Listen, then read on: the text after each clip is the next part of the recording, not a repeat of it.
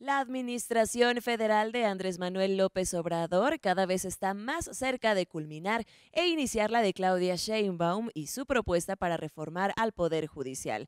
Platicaremos acerca de esta iniciativa que busca entrar en vigor para este año. Bienvenidas y bienvenidos. Hoy estos son los temas que pondremos sobre la mesa.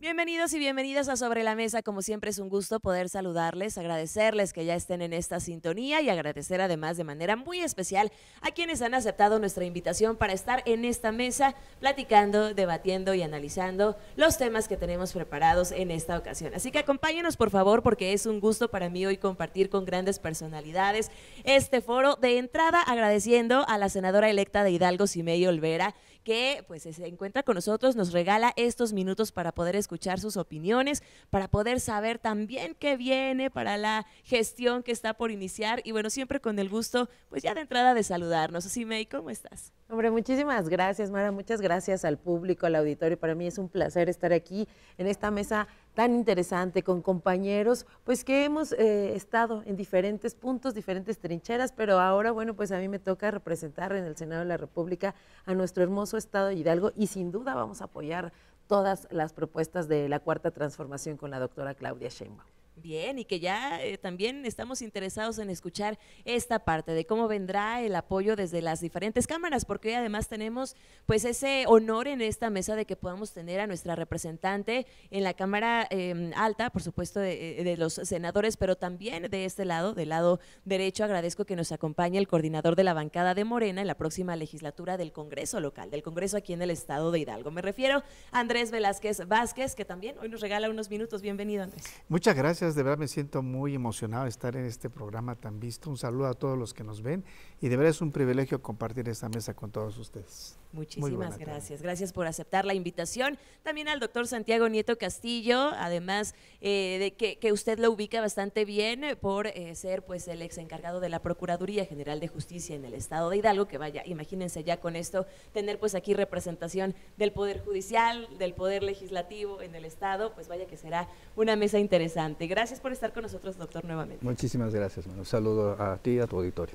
Muchísimas gracias y bueno, también que esta parte siempre debe estar presente y no debe faltar, la de los periodistas, los comunicadores en el estado, hoy con el honor de que nos acompañe Lalo González, director editorial de Grupo Milenio aquí en el estado de Hidalgo y que pues viene siempre con esos aportes de alguna manera en representación de nuestros colegas y compañeros de los medios. Lalo, qué gusto tenerte por acá. Gracias, Mara, y un saludo al auditorio que nos está viendo para este interesante tema que vamos a tocar y sobre todo con esta mesa de lujo. Todos amigos y muy buenos compañeros. Mesa de lujo, ya lo dijiste, así que vámonos sin más, pues con uno de los temas que tenemos o el que nos va a dar la pauta de mes para poder analizar otros durante esta hora, cediendo de entrada la palabra al doctor Santiago Nieto Castillo, y es que el tema de la reforma al Poder Judicial ha sido muy controversial a nivel nacional. Nos falta también a nosotros como ciudadanos información, el saber realmente de qué consta, en qué nos estaría beneficiando o afectando en su caso, cuáles son esas modificaciones que se harían al sistema judicial de nuestro país.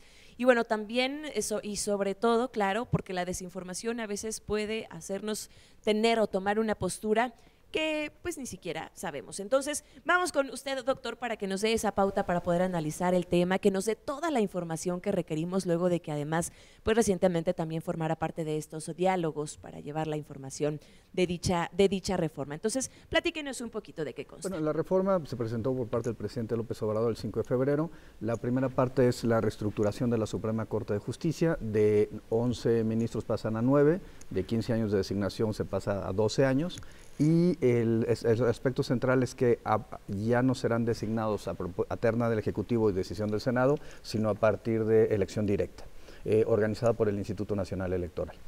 En segundo aspecto, los jueces y magistrados también se plantea en la reforma constitucional que sean electos a través del voto popular. Ahí la organización electoral va a ser mucho más compleja porque pues, implicará la armonización de los distritos electorales con los distritos judiciales. Un tema que para mí es muy importante es que el Consejo de la Judicatura Federal desaparece. La verdad es que es una institución que tiene 30 años de formada, pero que en realidad tiene muy escasa legitimidad. Si vemos los grandes casos de la Corte o de la Sala Superior o de la Comisión Nacional de Derechos Humanos o las comisiones, incluso yo diría también pues, de las fiscalías, las procuradurías, siempre vamos a encontrar como grandes casos, grandes ejercicios, y en realidad el Consejo de la Judicatura Federal 30 años ha pasado inadvertido. Se crea un Tribunal de Justicia Disciplinaria que por primera vez va a poder regular, vigilar a los ministros, a los magistrados de la Sala Superior, que en este momento no tienen esa forma de control, y se crea un órgano administrativo que integrado por 3 representantes de la Suprema Corte, uno del Ejecutivo, uno del Legislativo. Yo aquí lo cambiaría, bueno, ya les tocará en todo caso tanto el Poder Revisor de la Constitución abarca tanto el Congreso de la Unión como los congresos locales, pero yo sí cambiaría a tener mayor número de miembros externos que internos del Poder Judicial en ese órgano administrativo, porque es un órgano que tiene en presupuesto este año 78,000 millones de pesos.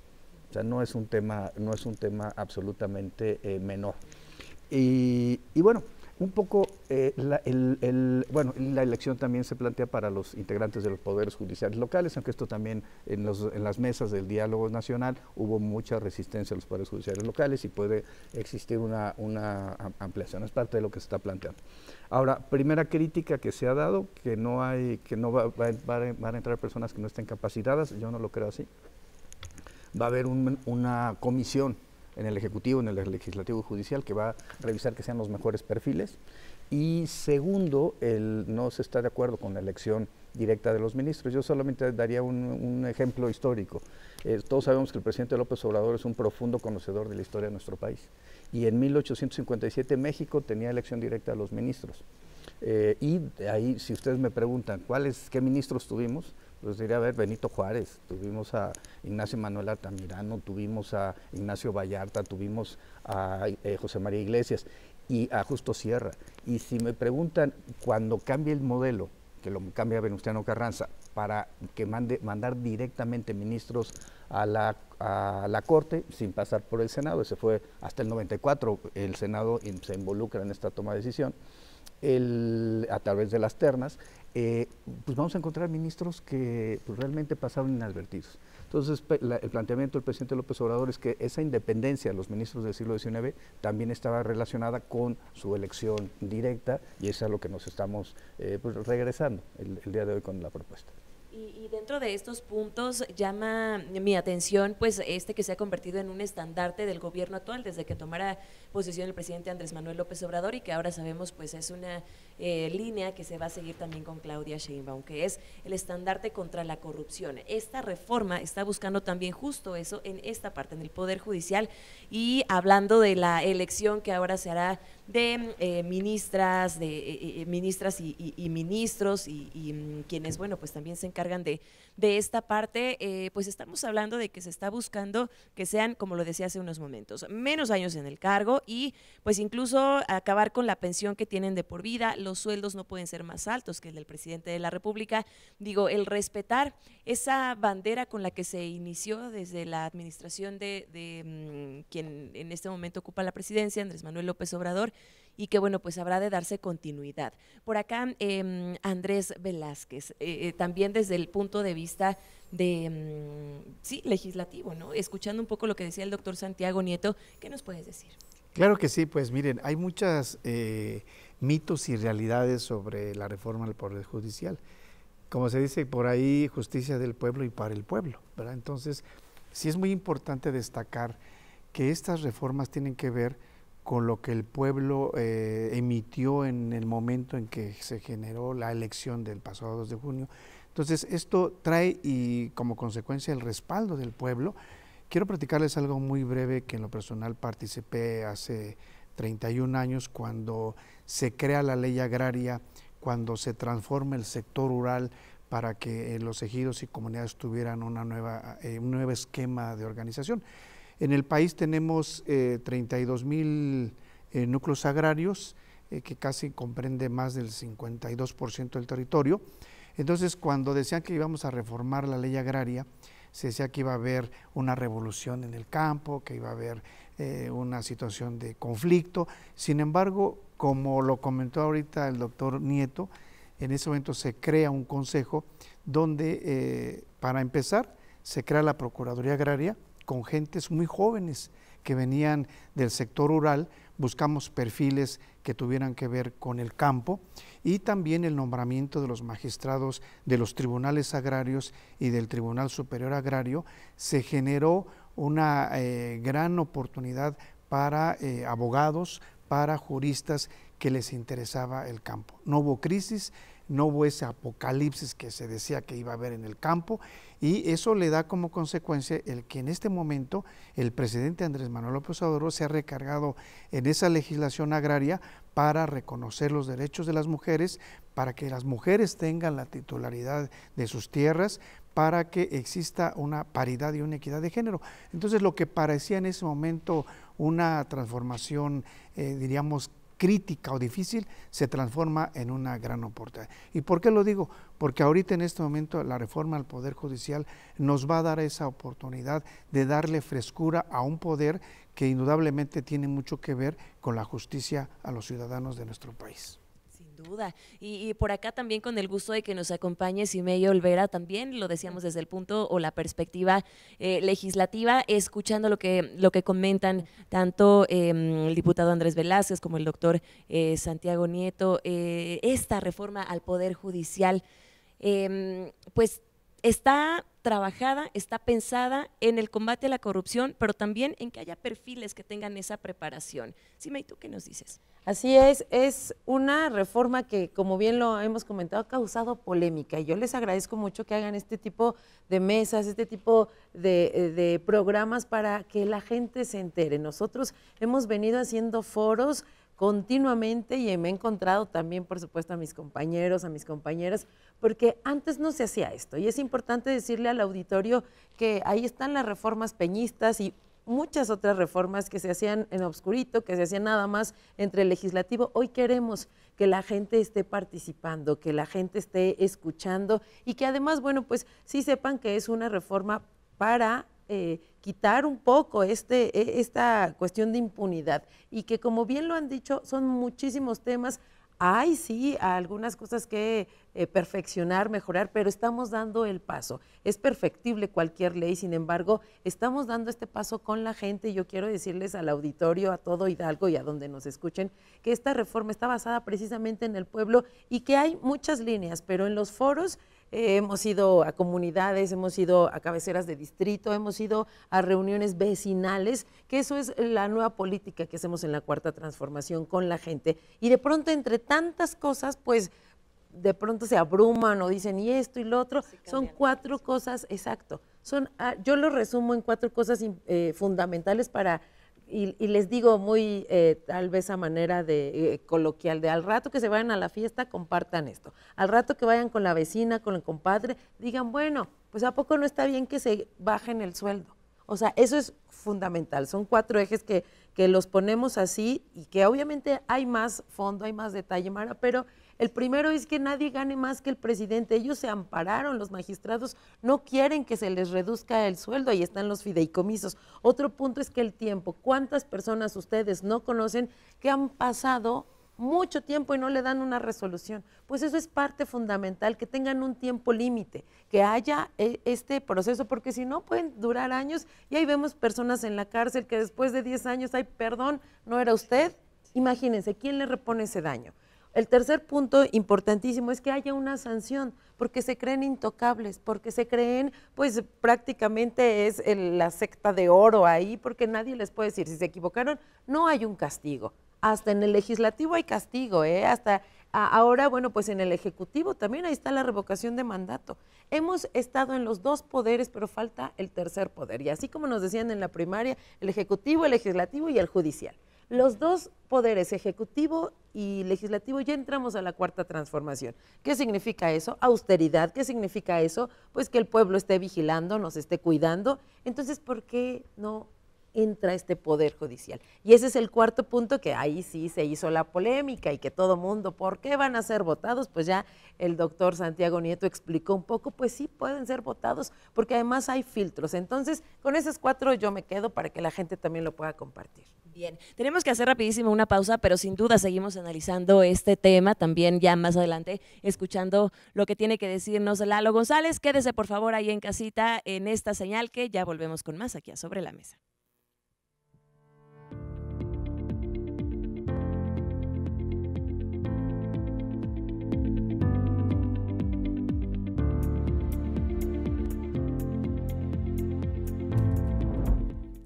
Regresamos aquí a Sobre la Mesa, gracias por continuar en esta señal y bueno, como se los adelantábamos, vamos a seguir analizando este interesante tema para que usted conozca más de las primeras fuentes, no se deje desinformar y malinformar a través de las redes sociales, que bueno, puede haber un poco de todo, pero cuando viene de las fuentes oficiales es cuando realmente lo tenemos que tomar, así que por favor aprovechen bien lo que hoy les estamos compartiendo. Vámonos ahora cediendo la palabra a Lalo González, pues para que una vez que hemos escuchado lo que nos han dicho, acá por supuesto desde la senaduría, también en la diputación, un poco incluso en torno a estos diálogos que mencionaban o estos foros en los que se está llevando la información de la reforma al Poder Judicial. Lalo, pues ¿qué pasa con esta? Pues creo que ahora ya lo podemos calificar como una sobrecarga de información. Hay mucho que podemos encontrar, ponemos por ahí en el buscador y encontramos mucho, pero hay que caer en lo correcto, ¿no? Es una infodemia, gracias Mara, gracias, y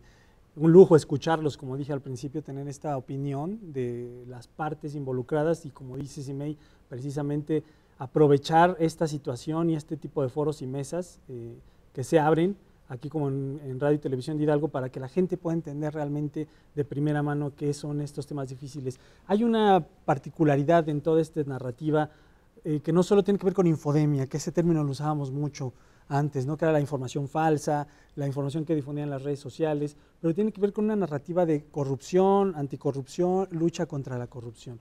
La gente a veces cree que luchar contra la corrupción es correr gente de una oficina, cuando no es así. Así es, empezar de cero, cuando tiene que haber un cambio, una transformación, como lo mencionaba el doctor Santiago Nieto al principio, una transformación a fondo de la Suprema Corte.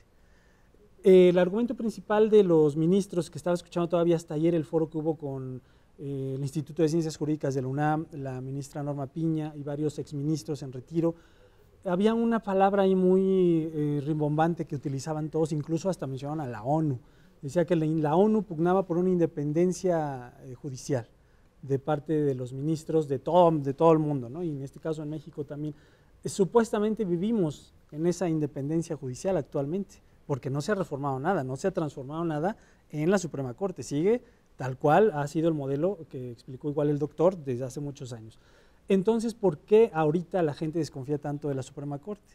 Si viven en una supuesta independencia jurídica. Hoy nadie los presiona, hoy nadie les dice qué hacer, hoy están amparados, como bien menciona Simei, y de todas formas persiste esta narrativa de que hay corrupción, de que no pagan impuestos los más poderosos, de que quieren derrumbar las obras del presidente, y no importa el presidente que esté en turno, siempre va a haber una Suprema Corte que va a ser un obstáculo, y en este caso la oposición política lo califica como una barrera de contención, como una barrera incluso hasta necesaria. Entonces son varias narrativas que van interpretando y van metiendo a la mente de la gente, de la sociedad, de los medios de comunicación, que hacen que al final, como dice Simei, la gente de repente se confunde y dice, bueno, ¿es bueno o es malo? Ahorita viven en independencia jurídica, pero están mal, entonces cuando ya los elijan o hay una transformación, ya van a estar bien. A mí me queda muy claro que sí debe ser un tema que todavía va a dar mucho de qué hablar, si bien va a ser un inicio ya en septiembre el tema de poder aprobar el plan C del presidente a nivel nacional, que incluso pueda aterrizarse a los estados, porque esta reforma es a nivel federal y hay que recordar que todavía los poderes judiciales en los estados van a dar mucho de qué hablar. Esto ya es años después, pero van a dar todavía mucho de qué hablar porque esto es nada más a nivel federal, y cómo los jueces y los magistrados van a tener pues que someterse precisamente a la voluntad del pueblo, crear estos mecanismos, retirar el Consejo de la Judicatura, como bien dice el doctor también, este caso que yo le pregunto como periodista a todos los magistrados de sus resoluciones, y el 90% te dicen que están avaladas sus resoluciones por el Consejo de la Judicatura, o sea, todos están bien. Casi es un porcentaje menor el magistrado, el juez de cualquier índole, electoral, penal, que te dice que no, que fue revertido. O sea, el Consejo de la Judicatura precisamente lo único que ha hecho es pasar nada más como un filtro, un enlace y decir, sí, ya quedó avalado para que siga el proceso y no se empantane. Pero realmente a revisar a fondo yo creo que han quedado de ver mucho las resoluciones que llegan hasta el Consejo de la Judicatura, como pasa en arbitraje médico, como pasa en función pública, cuando estaban otros presidentes, por ejemplo. Entonces, creo que estos organismos sí han quedado de ver a la sociedad. La narrativa de lucha contra la corrupción se ha empantanado a veces nada más en estos dimes y diretes, y ya la gente tiene que ver un cambio sustancial. Si hoy los ministros viven en supuesta o presunta independencia jurídica, pues no lo han demostrado. Hace unos momentos mencionaba por acá Simei el tema de las que pudieran ser algunas manchas que tiene el Poder Judicial, como lo decía ella hace unos momentos, ¿no? El tema de los salarios o el tema de los procesos que llegan a ser tan tardíos, tan largos y que pues en dar una resolución a veces pueden pasar incluso años y las personas están pagando por algo que no cometieron. Y bueno, solamente por poner alguno de los ejemplos, que como lo decía, podemos pues ahora para esta mesa identificarlos como algunas manchas en el Poder Judicial. Cediendo nuevamente la palabra por acá al doctor Santiago Nieto, ¿qué podemos decir de esta reforma? ¿Estaría entonces limpiando, borrando esas manchas desde cero? ¿O cuál es el trabajo o el reto que vendría para el Poder Judicial a partir de a ver, primero hay que partir de un diagnóstico claro de qué tiene el Poder Judicial. Decíamos 78 mil millones de pesos de presupuesto. Los ministros hasta diciembre de 2023, ministros y ministras ganaban 445 mil pesos mensuales. Debo decir que tienen un bono de riesgo de un mes de sueldo, tienen un bono del aguinaldo, evidentemente, y tienen bonos de productividad. Entonces, en realidad, los ministros estaban ganando, trabajando 11 meses y ganando 16 o 18 meses, dependiendo del año. Lo mismo sucedía con los magistrados de la Sala Superior del Tribunal Electoral. La presidenta de la Suprema Corte ganaba como presidenta de la Suprema Corte y como presidenta del Consejo, entonces eran 445 más 445, o sea, casi 900 mil pesos mensuales. Yo creo que sí le alcanzaba para el gasto, ¿no? Pero la problemática más allá de ello es que fueron muchos excesos. Hay una partida para la remodelación de las casas de los ministros. Yo puedo asegurar que ni en el Senado ni en el Congreso de Hidalgo hay una partida así para arreglar las casas, ¿no? Hay una partida para pagar el servicio doméstico. Pues también eso es un exceso, que se lo pague del pecunio de cada uno de los ministros. Y tienen este haber de retiro durante 2 años, reciben el 100% de su salario y después de manera vitalicia el 80% del mismo. ¿A qué voy? Y creo que por una parte la parte administrativa quedó muy poco clara y por otro lado tuvimos la parte jurisdiccional. Recientemente, entre los amparos que recuerdo hace unos días, Mario Marín es liberado por un amparo a pesar de ser una persona que había participado en la tortura de Lidia Cacho en casos vinculados con pederastía. La liberación de las cuentas de Kamel Nasif. Eso también es un ejemplo, 854 millones y el dinero se fue al Líbano donde presuntamente se encuentra en este momento Kamel Nasif. Pienso en el caso del hermano, el hijo del Marro, el líder de Santa Rosa de Lima, pienso en Caro Quintero, son amparos donde pienso en Cabeza de Vaca. O Cabeza de Vaca son 16 amparos y el último diciendo que el INE era autoridad responsable para efectos del amparo, lo cual es ilegal. Y para que lo pudieran registrar los panistas como candidato a diputado local, afortunadamente el Tribunal Electoral reaccionó y el INE reaccionaron y no llegó a cometerse este acto. Pero decía el presidente López Obrador que aquello que no suena lógico suena metálico. Y realmente lo que encontramos en estas decisiones, en muchas decisiones del Poder Judicial, en estas paradigmáticas, es un problema. Me tocó llevar un asunto con Arturo Saldívar de un magistrado que tenía 76 millones de pesos en sus cuentas que no podía comprobar. No estoy generalizando, no se puede generalizar. Hay, por supuesto, jueces y magistrados que son honestos, que son probos, que son trabajadores, pero también tenemos cosas así. Y creo que es importante que si el Consejo de la Judicatura, que es el órgano encargado de la disciplina y la vigilancia, no hace bien su función, se renueve y entonces sí vayamos a una reforma al sistema de justicia. víctimas, búsqueda de personas, procuradurías de fiscalías, propiedades de defensa de niños, niñas y adolescentes. Tenemos todavía dentro de la 4T una asignatura muy importante en la materia de justicia, que yo creo que ese va a ser el segundo piso de la Cuarta Transformación. Perfecto, muchísimas gracias.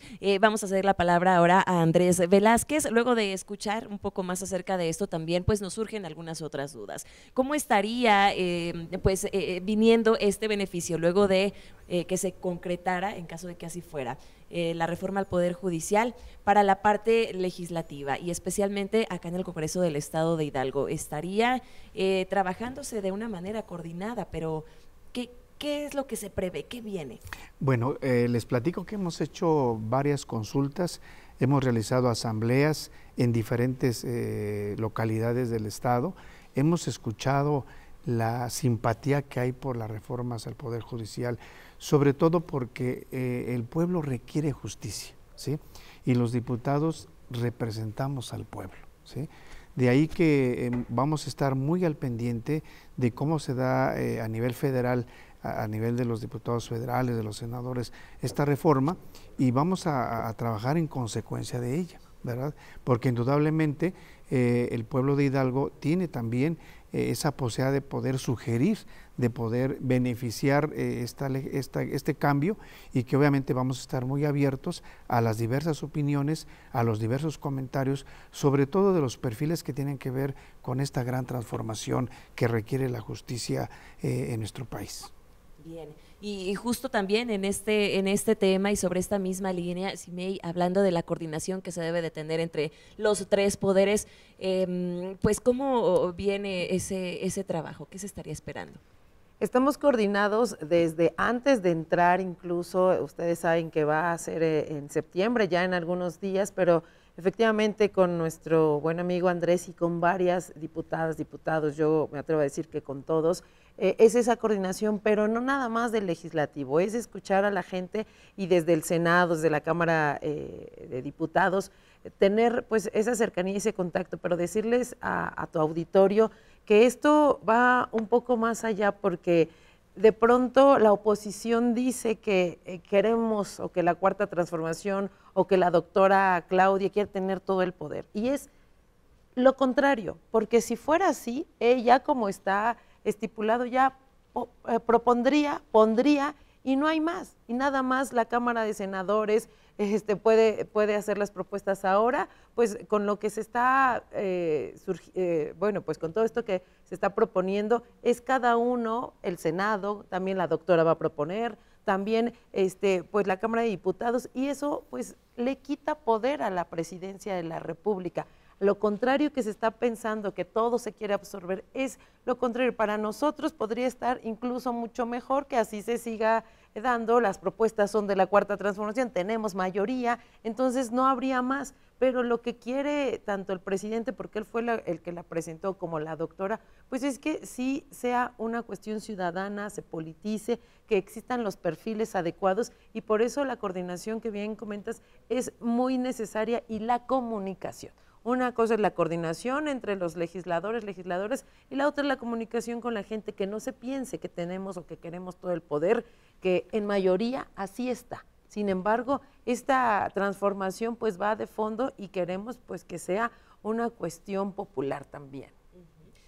Cediendo ahora la palabra a Lalo González. Lalo, incluso pues ha habido también por ahí algunas manifestaciones por parte de jueces que, pues creo yo, hace unos momentos lo mencionaba Santiago Nieto, es porque no les conviene. ¿O tú qué nos dices?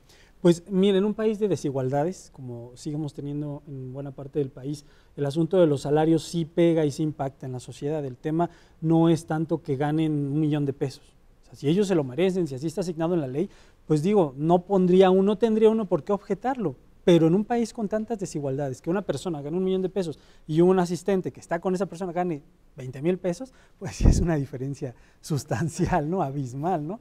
Entonces sí creo que eso es no tanto la cifra, sino el tema de la desigualdad, el tema de la injusticia. O sea, me queda claro que el presidente, cuando propone este paquete, es contra la injusticia. No está tratando de hacer todo descubrir el hilo negro. ¿no? O sea, está haciendo simplemente una lucha contra la injusticia y creo que ese es uno de los fundamentos. Yo he señalado muchas veces en las columnas, muchas me llegan críticas a veces, que se habla del obradorismo como si fuera un fundamentalismo, una ideología prácticamente religiosa. Y les digo, pues no, pero se acerca.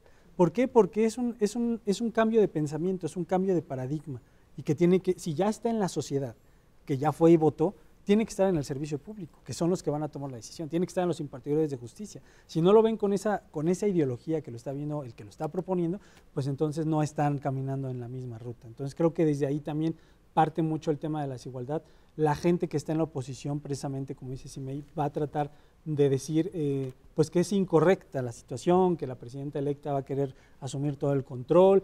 ¿Por qué? Porque también ellos no están en la sintonía, ellos están pensando de otra forma, ellos están tratando de ver la situación que los magistrados pues lo tenían un poco más controlado. Estamos viendo que Alito Moreno se reunió con Norma Piña, que los tribunales del Tribunal Electoral se reunieron también con Carolina Vigiano, de aquí del estado de Hidalgo, antes de la elección de Hidalgo incluso. Entonces, creo que esos temas dan ante la gente esta desconfianza. Tampoco está mal que se reúnan. El tema es la desconfianza que generan ese tipo de reuniones en los momentos en que se dan. Los actores políticos para eso son, para reunirse y dialogar y abrir. Pero si se van a reunir en la discusión de una elección, claro, pues entonces ahí se presta mucha interpretación. Como dice, parafraseando al presidente, como decía Santiago, lo que no suena lógico, suena metálico. Suena metálico. Entonces, creo que por ahí va este asunto, que sí tiene más que ver también con fundamentalismo de pensamiento, más que con una obsesión de ir en contra de un sistema que hay que derrocar. Es más bien cambiar la mentalidad de los tomadores de decisiones. Solamente así va a poder ir avanzando el tema de la desigualdad en México, que se vaya erradicando, y creo que es lo que han hecho. Yo he seguido el Congreso Federal y local de cerca estos 10, 15 años y he visto la participación de Simei, de Andrés, del doctor, a Simei la he seguido aquí desde que estaba diputada local, cómo han tratado de cambiar precisamente la mentalidad. Ella se subía a la tribuna y dice, es que si no cambiamos la mentalidad, pues no se va a poder cambiar nada. Va a tener mucha disposición, pero no tiene las ganas ni el compromiso. Entonces yo creo que va de ahí y de que la gente tome en cuenta que esto es un compromiso para mejorar el país. Y justo el tema que mencionas y que retomas, que también mencionaba hace unos momentos, Simei, de lo que se pudiera creer o se pudiera pensar que es una toma de control, va relacionado, creo yo, también con el tema de la representación proporcional y de incluso la llamada sobre representación, que ya hemos platicado en otras ediciones, pero que ahora que estoy en esta mesa con ustedes también me gustaría no dejar pasar y que pudieran compartir y externar su opinión al respecto. Pero ¿les parece si lo hacemos al regresar de la pausa? Nos vamos al corte y regresamos con más aquí a Sobre la Mesa. No se vayan.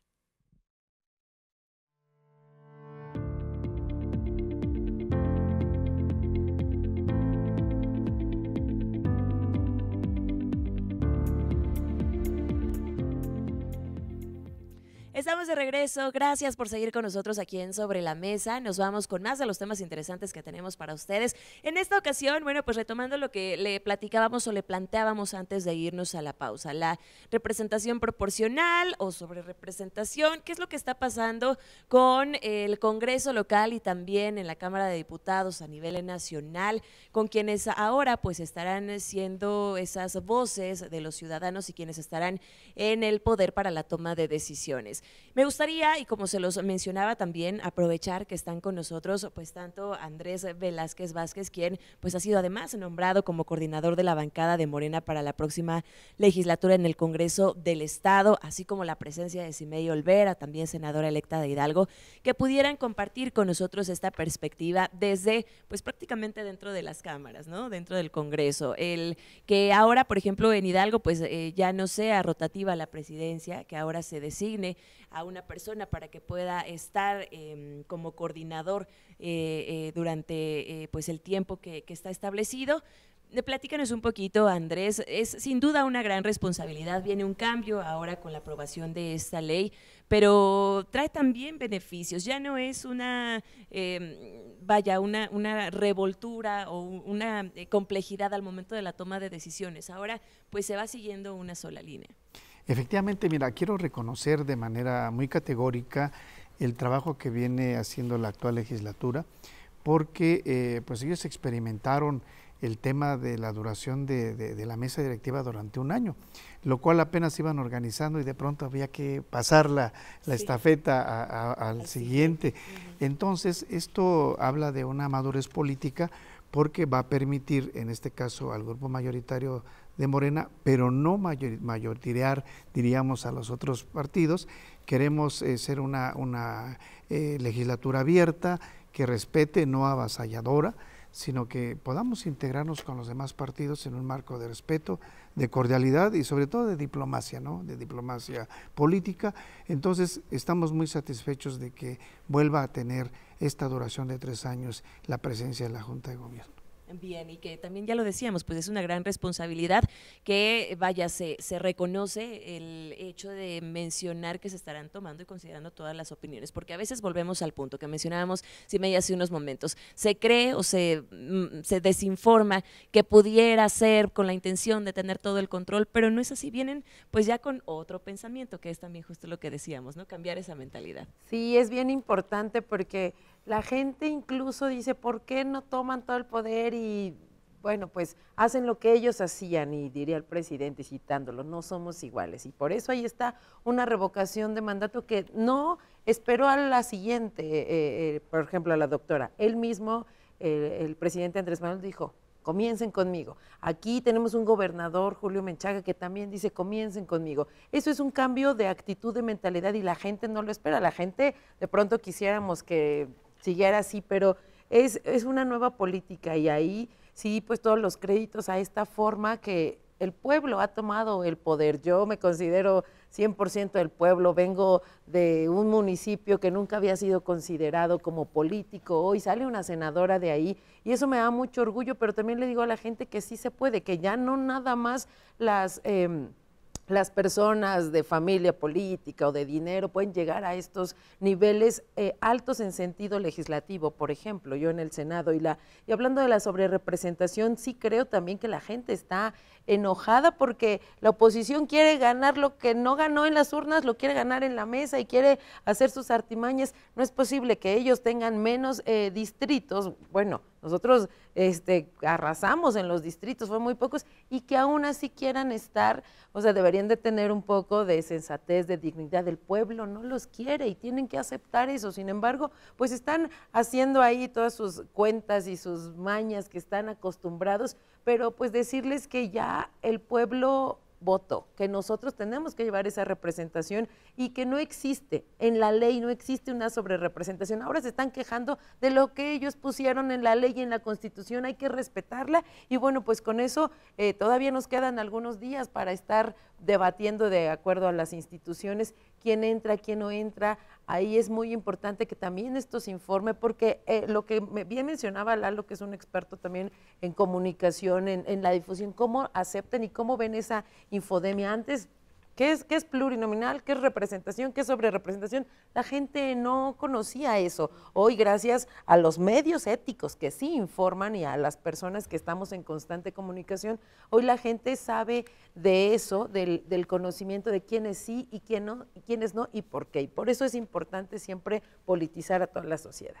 Sí, lo que mencionas es muy importante, y que Lalo también mencionaba hace unos momentos, y que creo yo, por acá pasando con el doctor Santiago Nieto, ya hemos tenido oportunidad de analizar este tema en algunos otros programas, pero que ahora también desde esta perspectiva y de lo que mencionan, no lo habíamos dicho. Creo que ahora el papel de los medios de comunicación y de las redes sociales también está siendo muy importante en este sentido, porque en algún espacio mencionamos, doctor, que pues esto ya existía, que las reglas de este juego están establecidas desde el 96, sí, pero ahora es también esta información que se da, pues por la cual hay quienes brincan de repente por allí, ¿no? Sí, hay que decirlo, desde el 77 se establecieron 300 diputados, bueno, en ese momento eran 200 y algo de mayoría relativa y 100 de representación proporcional. Para el 86 tenemos nuestra actual conformación, 300 de mayoría y 200 de RP. Los 300 de mayoría, el partido que gana, la coalición que gana, gana el 100%. Por eso, si un partido gana más distritos de mayoría, va a tener una sobrerepresentación cuando se asigne la fórmula de representación proporcional. También hay que decirlo, no tenemos una fórmula de proporcionalidad pura, sino tenemos una fórmula de proporcionalidad que se aplica una vez eh, como integrados a los distritos de mayoría relativa, los diputados y diputadas de representación proporcional que le corresponden al partido político ganador con el 8% de sobrerepresentación. Es decir, la propia Constitución, ya lo dijo Simei hace un momento, y lo comentaste tú también, en el 96, cuando el PRI pone esa fórmula, pensando que el PRI iba a tener el control siempre del Congreso, pensando que sus niveles de votación iban a ser siempre el 42%, para tener el 50% más uno de los legisladores y poder reformar las leyes. ¿Qué sucedió? Incluso un poquito antes, teníamos una cláusula de gobernabilidad. El PRI antes de eso, durante el salinato, decía que si tenían el 30% de la votación, podían llegar al 51% de representación. Eso se acortó en el 96, lo acordaron el PAN, el PRD y el PRI. Y, por supuesto, fue una visión del PRI para mantener el control. El resultado es que lo aplicó el PAN cuando el PAN le funcionó, lo aplicó, y a hoy que beneficia a Morena, los partidos de oposición no están de acuerdo. ¿Qué pasó? En términos fácticos, ellos pensaron que las elecciones iban a ser como las del 21 y que Morena y sus aliados no iban a tener la mayoría calificada. Se equivocaron. Y dos, pues nunca plantearon una reforma a la cláusula de sobrerepresentación del 8%. Discutámosla, que se quite para la siguiente elección, tengamos una fórmula de proporcionalidad pura, pero siempre el partido mayoritario va a tener mayor presencia porque cuando gana un distrito gana el 100%, y si gana 261 distritos de los 300, va a estar sobre representado. Entonces no es un tema contrario a los valores democráticos, es un tema de así están nuestras leyes, así está la Constitución, así está el acuerdo del INE, y la oposición quiere que donde diga partido leamos coalición. Pues el único problema es que la Constitución dice partido, no coalición. Claro. Lalo, entonces, ¿qué pasa? Se establecieron las reglas de un juego a conveniencia y ahora pues ya no les está gustando tanto.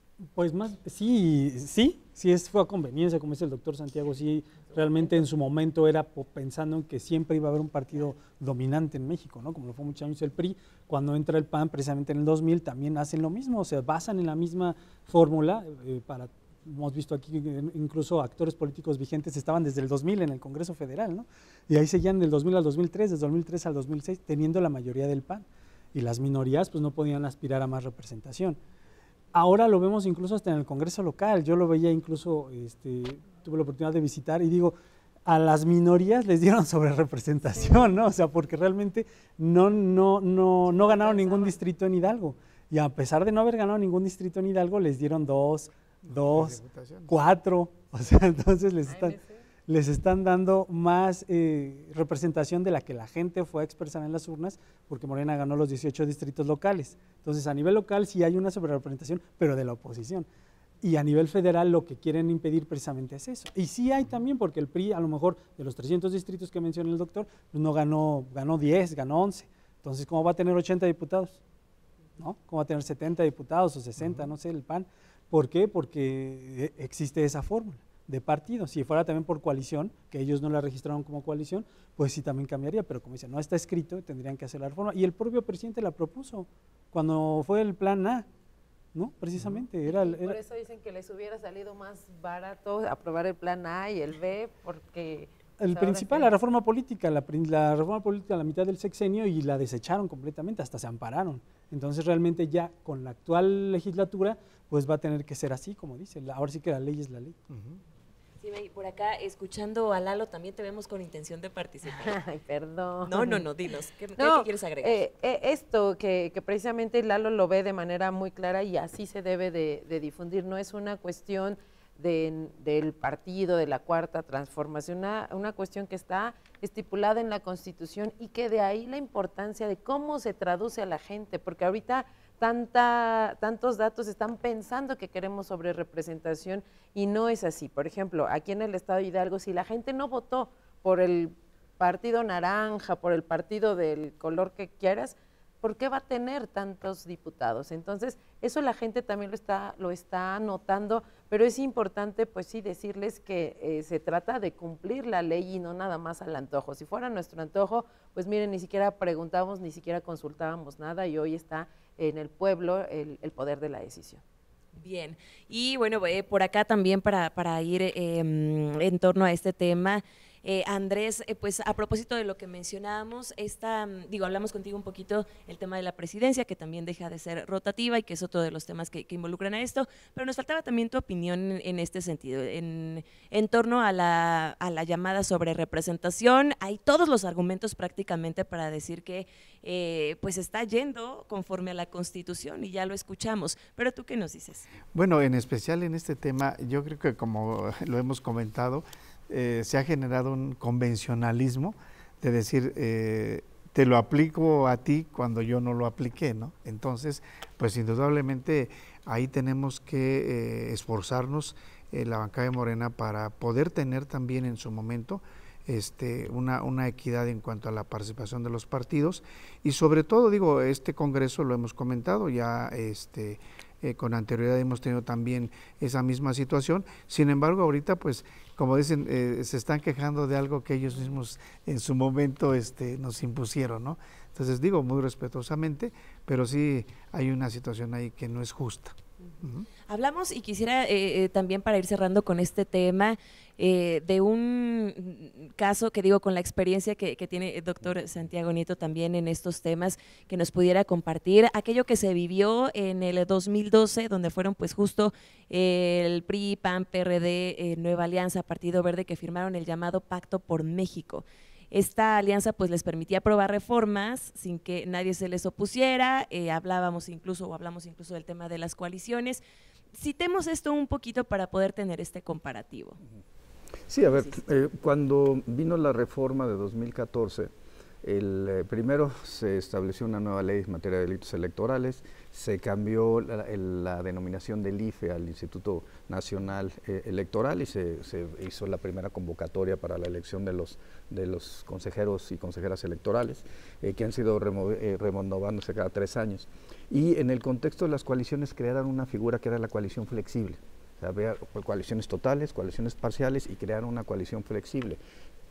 ¿Por qué tenemos distritos donde el Verde Ecologista o el PT, pues en mi caso en el Senado, no iba el PT y el Verde Ecologista con Morena? Es un tema también pues, de estrategia política, porque puede darse con ello se aumentan el número de plurinominales, y eso forma parte de una estrategia que creó el PRI. O sea, el PRI la trabajó en su momento con el Partido Verde Ecologista, en su momento con el PANAL, para las elecciones de 2012, 2015 y bueno, después de la reforma de 2014, 2015 y 2018. Simple y sencillamente el tema es que el modelo de la transición democrática se derrumbó en gran medida porque hubo mucha simulación. Y entonces por debajo del radar empezó a consolidarse un movimiento político y social que hoy denominamos la Cuarta Transformación, pero fue derivado en gran medida de la simulación que se vivió durante la etapa del gobierno del PRI y del PAN. Pienso en 43 estudiantes de Ayotzinapa desaparecidos y la PGR hizo como que investigó, pero no investigó. Pienso en sentencias del Tribunal Electoral pues con una clara intencionalidad política. Que venían por instrucciones que venían desde Los Pinos. Entonces, lo que creo es que hoy se consolida una fuerza política, son 36 millones de votos, y yo puedo tener mis dudas respecto a la elección de jueces y magistrados, pero lo que me queda muy claro es que hay un mandato electoral absolutamente radical de casi 36 millones de votantes, que uno de los puntos centrales es la reforma al Poder Judicial. Y con eso nos quedamos, me parece fabuloso que con eso estemos cerrando. Ya se nos terminó el tiempo de esta edición de Sobre la Mesa, pero les agradecemos muchísimo, como siempre, el que nos hayan regalado este tiempo y que nos hayan podido pues venir a compartir, pero más que a nosotros, a nuestra audiencia, estas perspectivas, estos puntos de vista y opiniones de temas tan interesantes que a veces pues desconocemos, y qué mejor que hacerlo ahora de primeras fuentes. De verdad, hoy una mesa de lujo, agradeciéndole al doctor Santiago Nieto Castillo nuevamente por habernos acompañado. Gracias también a Andrés Velázquez por estar con nosotros. Gracias. El gusto de nosotros de tenerlos por acá. Simey Olvera también siempre. Gracias. Muchas gracias de verdad y de corazón por regalarnos tu tiempo. Y por acá también Lalo González. Siempre bienvenido a estas mesas. Gracias por estar con nosotros. Gracias de verdad especialmente a usted por habernos acompañado. Recordándole que todo, como ya lo vio, absolutamente todo tiene pros y contras, pero la mejor opinión la tiene usted. Así que aquí se lo dejamos. Gracias y hasta un próximo Sobre la Mesa.